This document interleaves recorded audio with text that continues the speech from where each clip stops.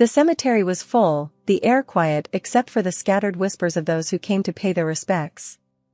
There I was, Sarah, stuck in my wheelchair, feeling like an island in the middle of a somber black ocean.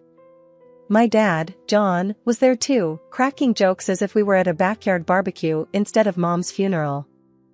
Elaine, with her hawk-like eyes and that smile that never quite reached them, was by his side. She was the nurse who was supposed to make things easier after Mom got sick, but all she did was make my skin crawl. "Dad, how can you be laughing at a time like this?" I asked, my hands tight on the wheels of my chair. He looked at me, his chuckle trailing off as he wiped a hand across his face. "Oh, lighten up, will you? Life goes on. Besides, she'd want us to be happy." "Happy?" I almost shouted. "Mom's not even cold, and you're—" "Enough, Sarah," he cut me off, his voice harsh. "Put a cap on it, will ya?" I stilled, the lump in my throat growing.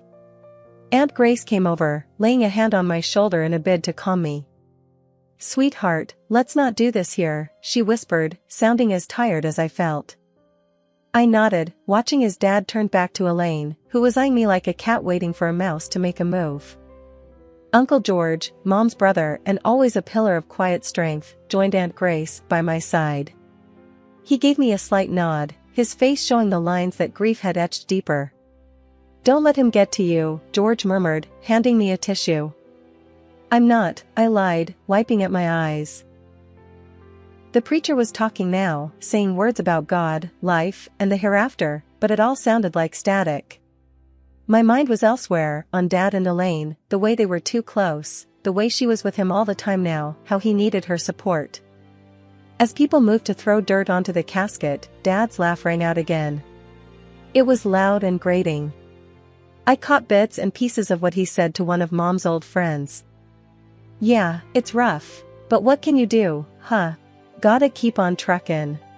I couldn't stay silent. "Dad," I said louder than I intended, "don't you think you could pretend, just for today?" He turned to me, his eyes narrowed.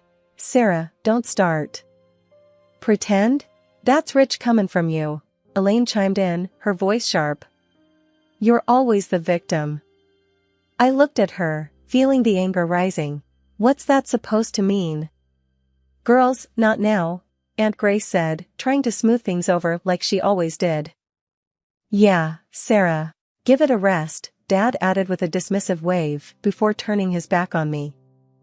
As folks started to disperse, I talked with some of Mom's friends and our distant relatives. The usual "she was such a good person, and if you need anything, let us know," filled the air. They meant well, I knew that, but their words felt empty. George wheeled me back to the van after it was all over, Aunt Grace following silently. "I can't believe him," I muttered as we neared the vehicle. "He's always been rough around the edges," George said, his eyebrows coming together. "That's one way to put it," I scoffed. Aunt Grace helped me get into the van, her hands gentle. "You know he's grieving in his own way," she said. I nodded, though inside I felt a storm brewing. His way of grieving didn't sit right with me, not at all. The ride home was quiet, the kind of silence that weighs on you, heavy as a blanket. I stared out the window, watching the world go on as if nothing had happened. It felt like a betrayal, the sun shining, people walking their dogs, laughing. When we got to my house, where Elaine was now a constant presence, I felt trapped. This was supposed to be home, but it felt nothing like it used to, with Mom's laughter echoing off the walls, her love filling up the rooms. Since the spinal injury, my life felt like a series of unfortunate events, each day bringing a new challenge. I wasn't just learning to navigate my new reality, I was also learning to deal with the person who was supposed to be my helper, Elaine, the nurse. The first incident with Elaine felt like an honest mistake. She had brought me a cup of tea, her hands seemingly unsteady. I remember watching in horror as the cup tilted, the hot liquid pouring down onto my lap. Pain seared through me, not just from the burn, but from the shock of betrayal. "It was just an accident, Sarah," she had said, all innocent-like, but her eyes didn't meet mine, and her voice was too even. I wanted to tell her I knew that look, the look of someone hiding something, but I didn't. Instead, I sat there, soaked and scalded, trying to nurse my wound and my pride. The next torment came on a day that seemed just as ordinary as any had been since my accident. Elaine left me alone in the garden, saying I could use some fresh air. That wasn't unusual, but what happened next was. She forgot to close the gate. One moment I was alone, and the next, I was encircled by a pack of stray dogs, their eyes on me, growls filling the silence. Fear clenched my heart as they drew closer. I couldn't move, couldn't escape. Elaine watched from the window, motionless.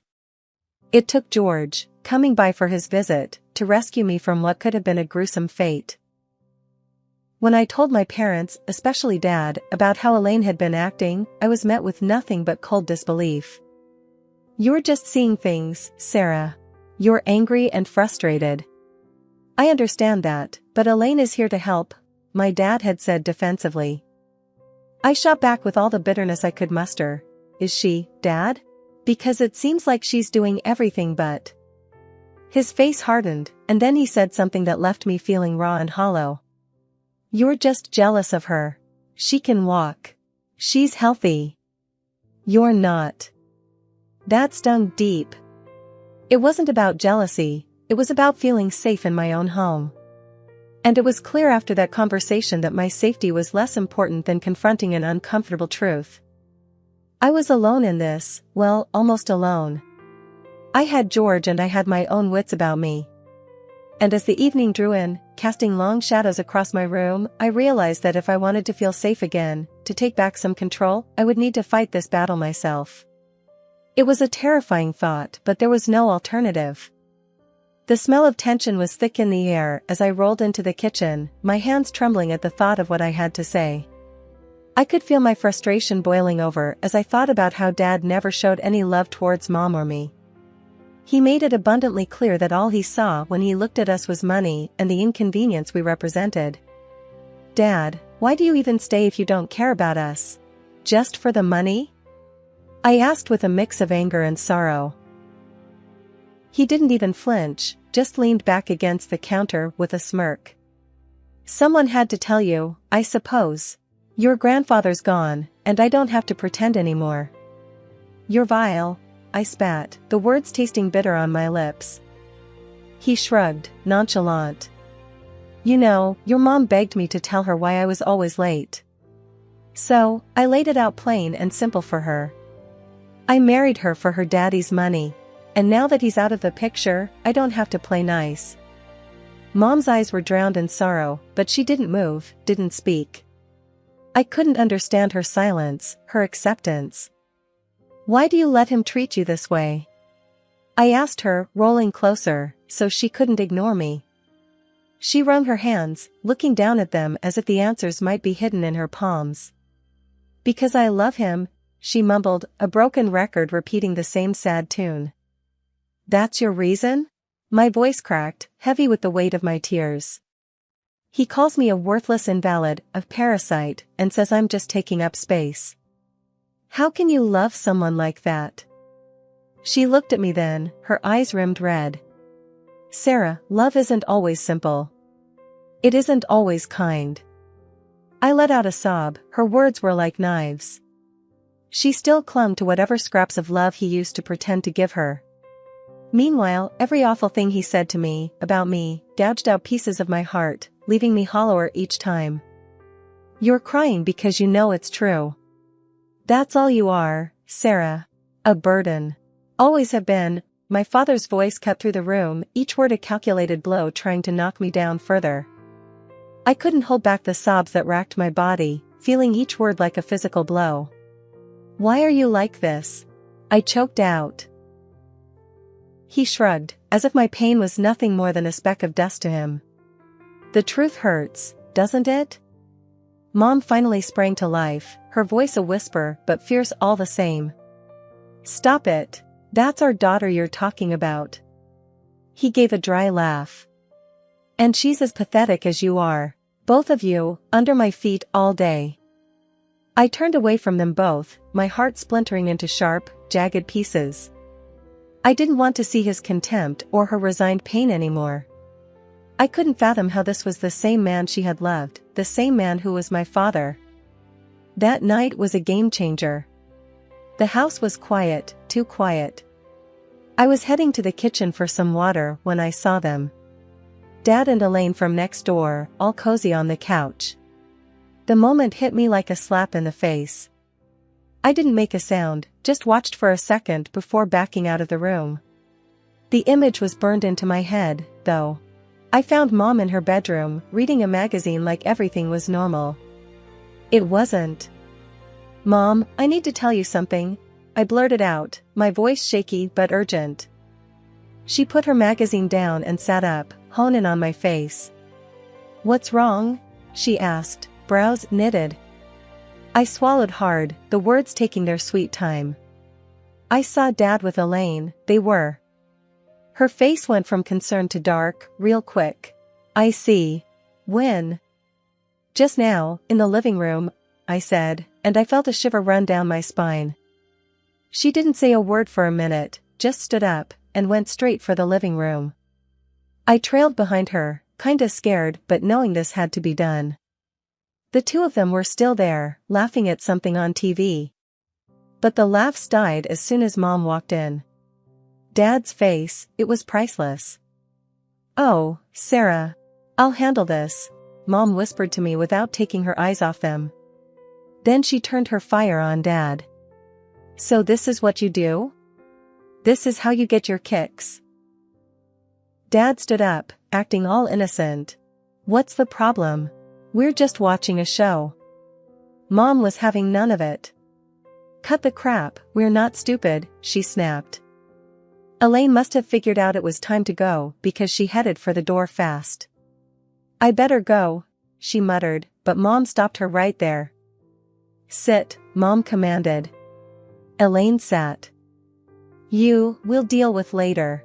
But you," Mom turned to Dad, "you're gonna regret your selfishness. You think you can mess around in my house?" Dad tried to say something, but Mom wasn't done. "And you," she said to me, "go to your room. This ain't for the kids." "But Mom." "Go. Please, Sarah." I turned and went to my room, the yelling starting up behind me. I left the door open just a crack and listened. There were some things that couldn't be unsaid once they were out there. Dad's voice got loud. "So what if I am? You gonna throw me out? Over her?" Mom fired back, louder. "You're damn right I will. You're trash, and I'm done." The fight went on for what felt like hours. Accusations flying, hard words that couldn't be taken back. It ended with Dad storming out, slamming the door so hard the whole house shook. Life flipped on its head when we got the call about Mom's accident. The confusion was one thing, Dad marrying Elaine was a whole new level of low. But the kicker was when he looked at me with those dead eyes of his and dropped the bomb. "I'm tired of dealing with this cripple. It's time she's someone else's problem," he hissed, his voice was harsh, and it echoed in the emptying house. I felt like something inside me was crumbling. I'd never been anything but an inconvenience to him, but hearing it said out loud, it was a different kind of pain. That's when Uncle George barged in, old tweed jacket and all, just as the words hung in the air like smoke. "She's not a problem, she's family, and she's coming with me." Dad laughed, a nasty, grating sound. "What, you? Gonna play daddy? Good riddance. Take her." Uncle George didn't even blink. "Yeah, I'll take her. Someone's gotta show the girl some decency."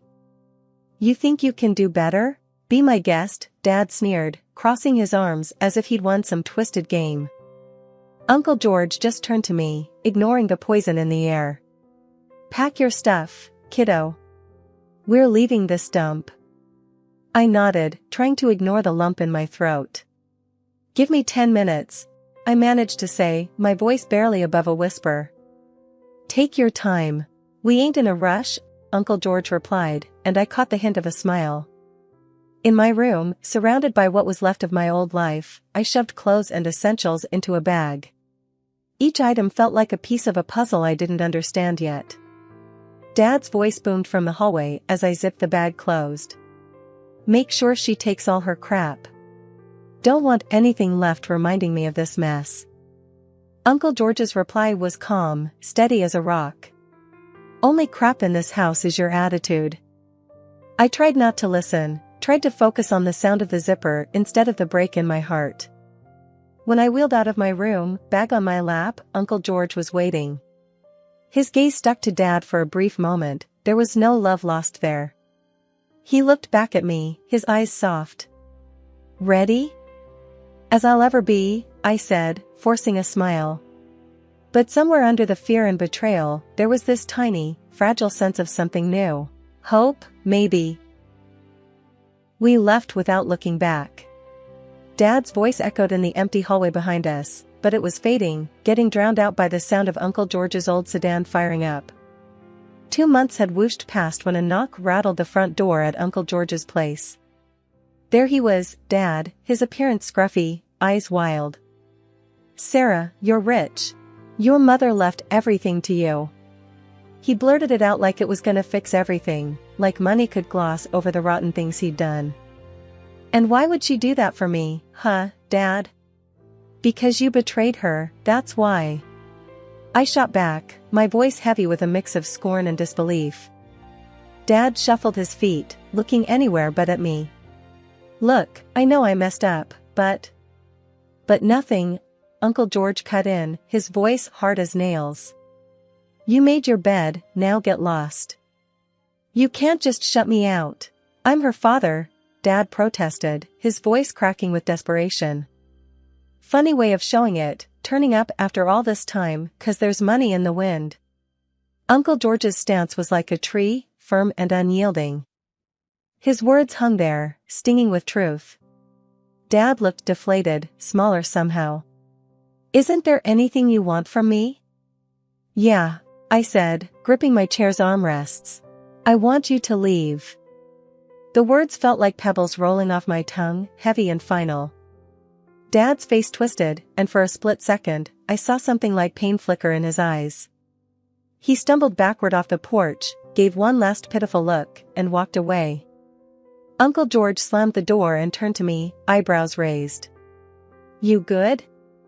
I nodded, letting out a breath I didn't realize I'd been holding.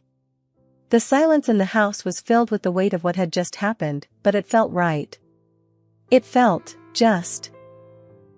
Later, sitting with the lawyer, the numbers and talks of estates and accounts washed over me.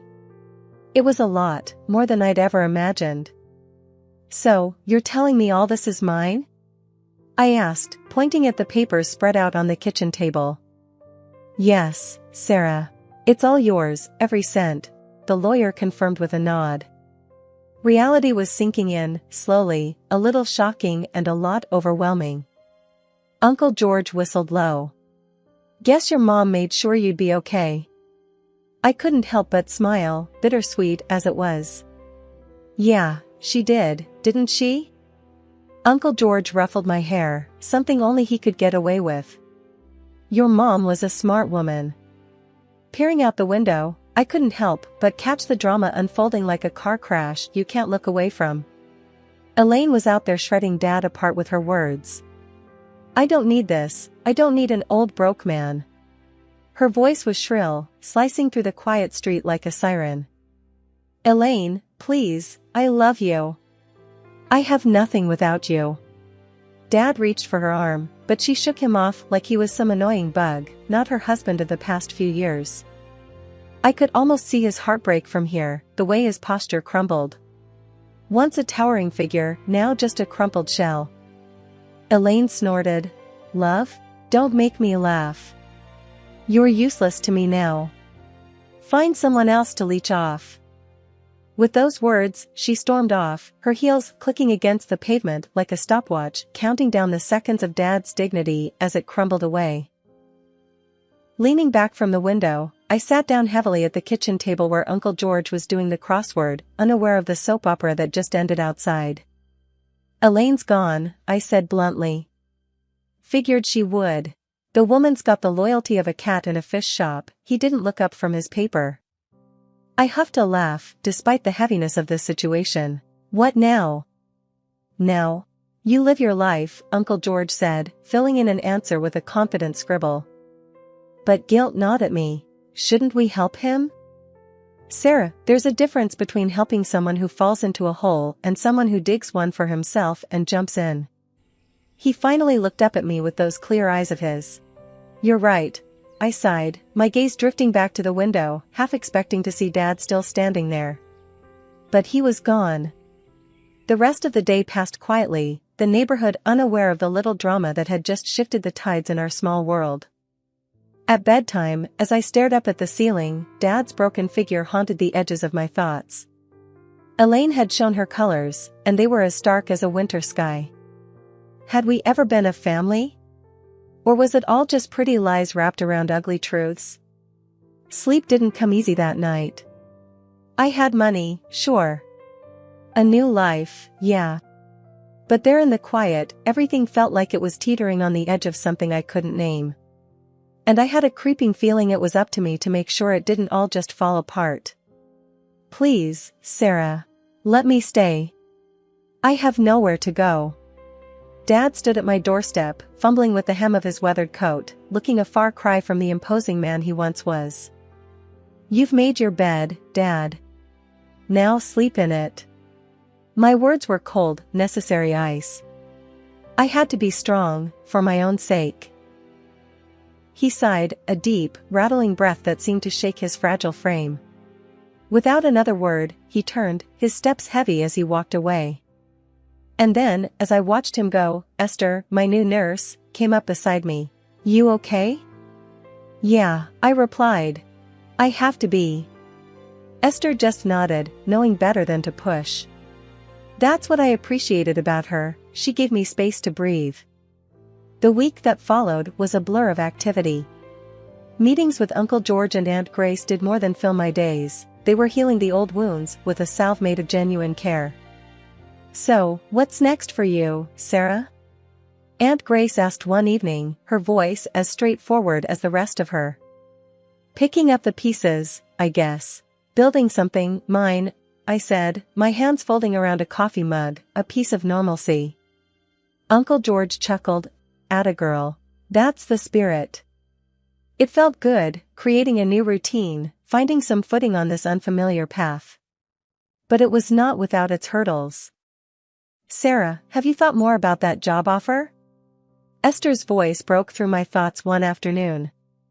Yeah, I mumbled, but can I leave the past behind? You don't leave it, she said, her voice firm but gentle. You build on it. I pondered her words, realizing there was wisdom there. I didn't have to forget where I came from, but I didn't have to live there either. So I dove in.